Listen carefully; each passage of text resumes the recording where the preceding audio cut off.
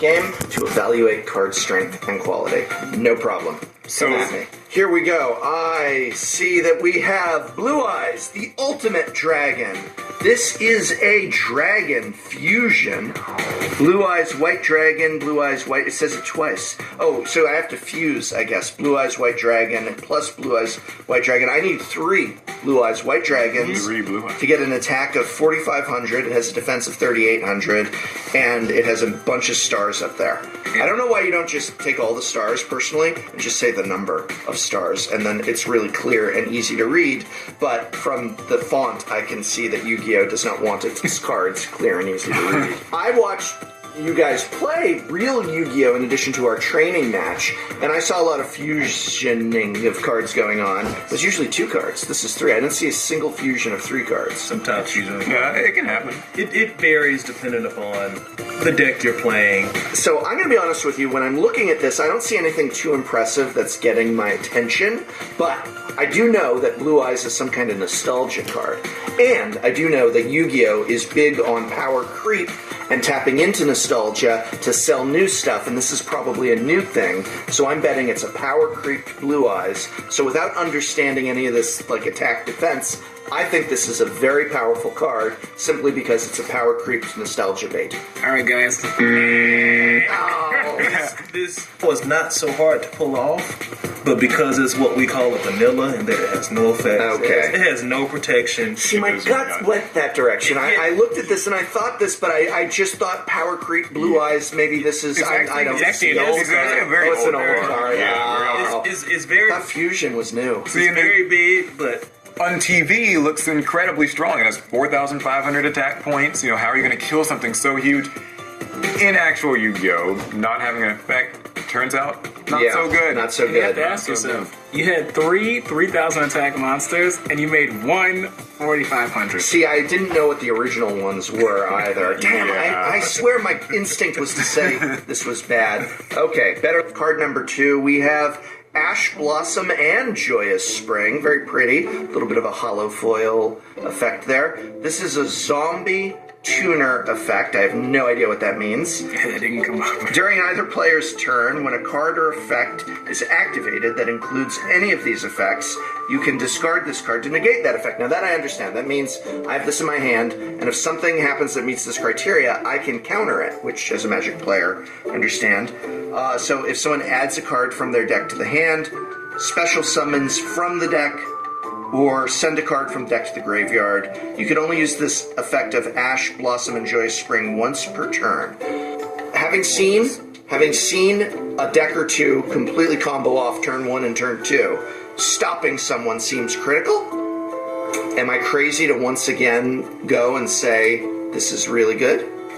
I got it! Yeah. Counterspell. It's a counterspell. This in Yu-Gi-Oh! We call a staple. Okay, You want to have as many copies. We have those in Magic too. It's affectionately called a hand trap. Yeah. In that, like, it kind of functions like a trap card, but you can activate it from your hand in your opponent's turn. Yeah. As long as the criteria is... And you're totally right that, you know, you don't want your opponent searching, or I guess tutoring cards would be the Magic equivalent. Yeah. You don't want them tutoring cards. You don't want people sending things to the graveyard. You don't want people, you know, summoning anything from their deck. This card actually is almost controversial in that, like, it's so strong that it can make lower tier strategies kind of just not be able to function. Next card. Okay, Pot of Prosperity. Now, I know Pot of Greed is broken. A spell card. Oh my god, look at this. It's a novel. Banish 3 or 6 cards, your choice, from your extra deck face down for the rest of the turn after this card resolves. Any damage your opponent takes is halved. Also, excavate cards from the top of your deck equal to the number of cards banished. Add 1 excavated card to your hand, place the rest on the bottom of your deck in any order. You can only activate Pot of Prosperity once per turn. You cannot draw cards by card effects. What does it do, though? The whole thing was just what it costs you. But what does it do? Am I allowed to ask you to translate what this card does? Because the way I read this is, here's what you have to do to cast this card. And then it's just like, and we're done. You cast it. But what does it do? You're banishing cards Got that. as a cost. Mm-hmm. And then What you're getting is Yeah. excavating cards from the top of your deck and getting to add one to your hand. Okay, so And the rest go ultimately, back to your deck. what this is instead of searching my deck for any card, I'm kind of looking at the top several cards and getting to pick the best one of them. Yeah. Okay, so if I translate that in Magic terms, that's rough. In fact, in Magic, we have cards that will say, like, if a player were to search their library, they can only look at the top couple cards, and it, like, shuts them down pretty good. I think, though, that in Yu-Gi-Oh! There is a lot more emphasis on digging and getting the card you need, but you don't know if it's going to be there. You're losing a lot as well. Again, I'm going to try and not go based on nostalgia and stuff. I'm going to say this is just flat out meh. These are the Duke and Duchess of my life. Pop star hat. I think he's gonna look great in it. Look. Okay, he doesn't like being a pop. Shut up. Did you just pay with PayPal? Yeah, and the cashback's wild. Yeah, you are.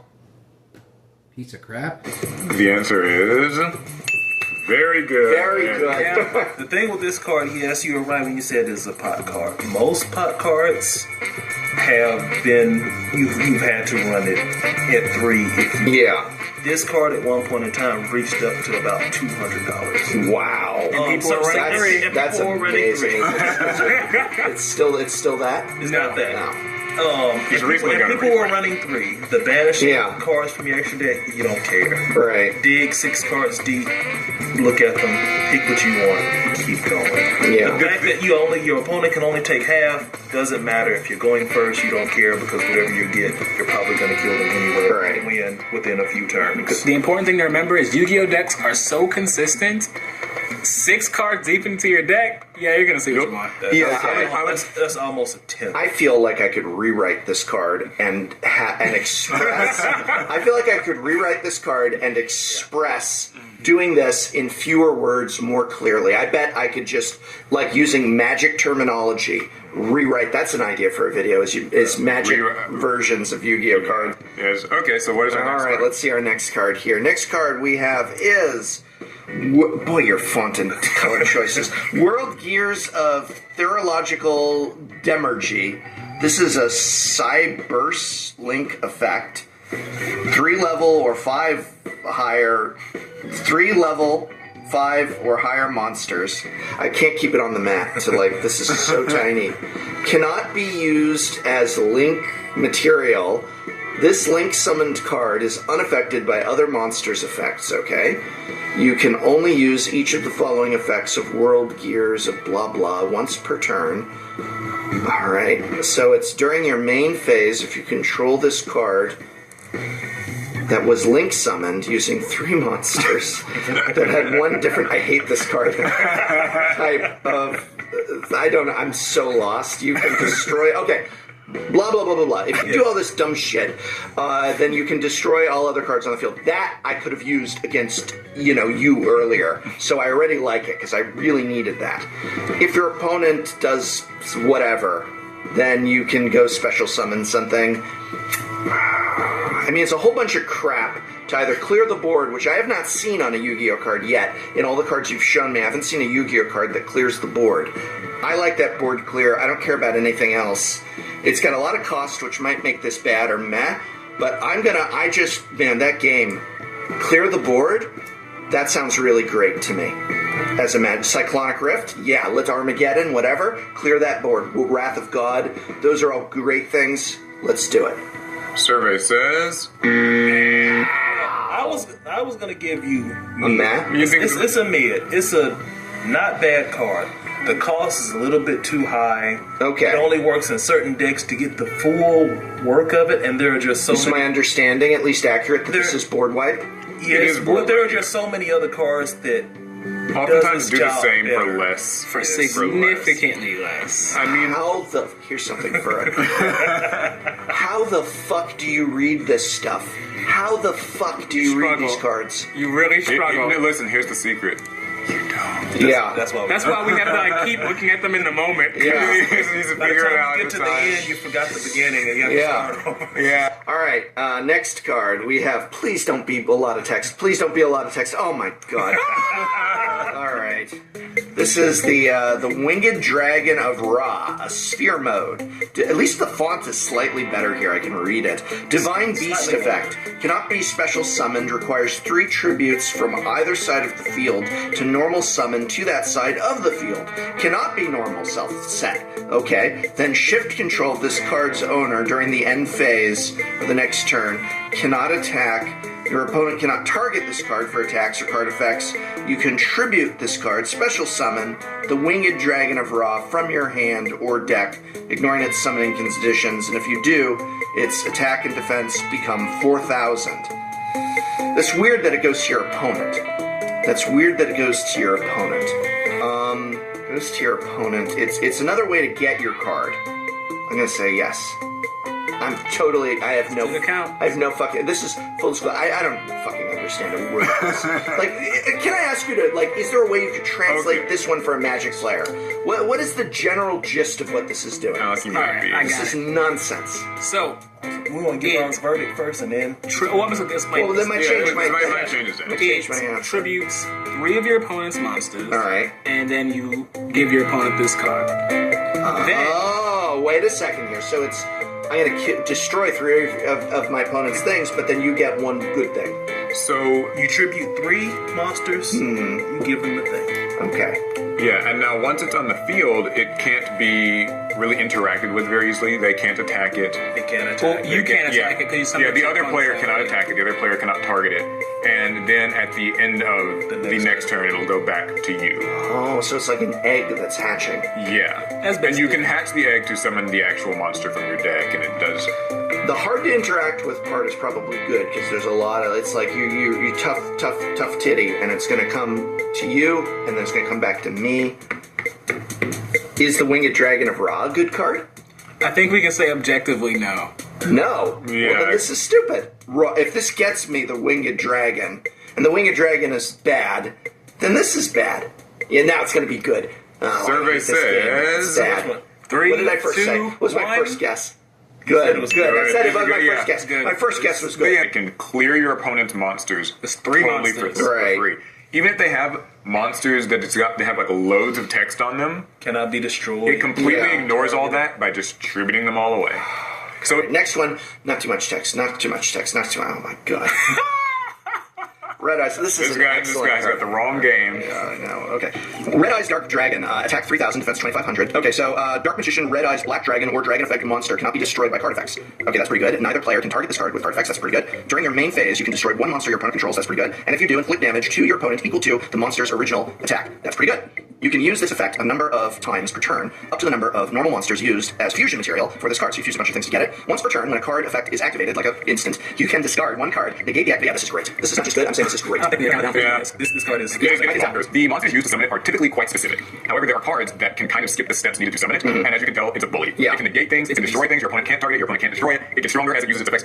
Insanely good. Alright. It's 1 card just like... It's the only good Rascals. Alright, here we go. Oh, thank God it doesn't have a lot of text. What is it? It's Solemn Judgment. You can make that font bigger. Konami, come on, fill in the box. What you do is you just take up the size of the font until it fills in the box, so that I could read. Solemn Judgment is a trap card, you activate my trap card. When a monster would be summoned or a spell trap card is activated, pay half your LP. What's LP? Life. Okay, HP. Negate the summoner activation, and if you do destroy that card, this is great. It's a counterspell. You pay half your life, but who cares, because if they're going to kill you, they're going to kill you. I think this is great. It's like, stop, no, you don't get to. I'll pay my life as a resource. My life is a resource. It's very funny that you said that, because literally, people have made entire... You can summarize that entire text in 1 word. Yeah. No. Yeah, you get to say no to anything. Okay, so the verdict is... Yeah, it's the ability to say no to anything your opponent does. Yeah, it's critical. It's like, what are you going to do? Be upset that you lost half your life? You're about to lose all your life, right? Last one. If it's Pot of Greed, I know it's broken. If you guys wanted me to end on Pot of Greed, then I know it's broken. We're not going to it's missing mine. Alright. If your opponent controls more monsters than you do, your opponent cannot activate monster effects or declare an attack. Sounds pretty good. If you control more monsters than your opponent does, you cannot activate monster effects or declare an attack. That sounds bad. Once per turn, during the end phase, if both players control the same number of monsters, destroy this card. This is stupid. So this is just playing around. It's hard to control. The idea is you want to get your more monsters than your opponent so that they control more. If your opponent controls more, so you keep it low. They can't do anything with their monsters. Can they still attack with their monsters though? No, they cannot attack. They can't attack or activate effects. Ooh, their monsters just frozen. Ooh, well. On the other hand, though, but if I build a deck, more monsters than but who cares if I could build a deck with like no monsters or 1 monster? Here's my thoughts. These are my thoughts. My thoughts is this: you build a deck where it's largely spells that are setting you up for a big moment. Spells setting you up. You get this into play and it freezes your opponent. I got no monsters. I'm not doing anything. You can't do anything to me. I'm setting up all this stuff and I'm going to do a big effect to bring it in. And when I finally do, boom, I bring in something like this. And even then, I might only have 1 monster and you've got 3 out. You still can't do anything. I come on in for the win. This is a great card. That's what I'm thinking the strategy is. Terrible. He's evil. No, That's the worst card in the game. This is a very controversial card. Right. You either love this card or you hate it. Okay, To answer right. the question, it is very good. I was right. It has the potential to be very good and very, People hate it. It's annoying. very toxic. Because like how you It's like Stasis in Magic the Gathering. If anyone played Magic, look at that like reference. how you describe. Imagine if you're me. Okay, all this stuff. I'm doing good. I'm in a good play.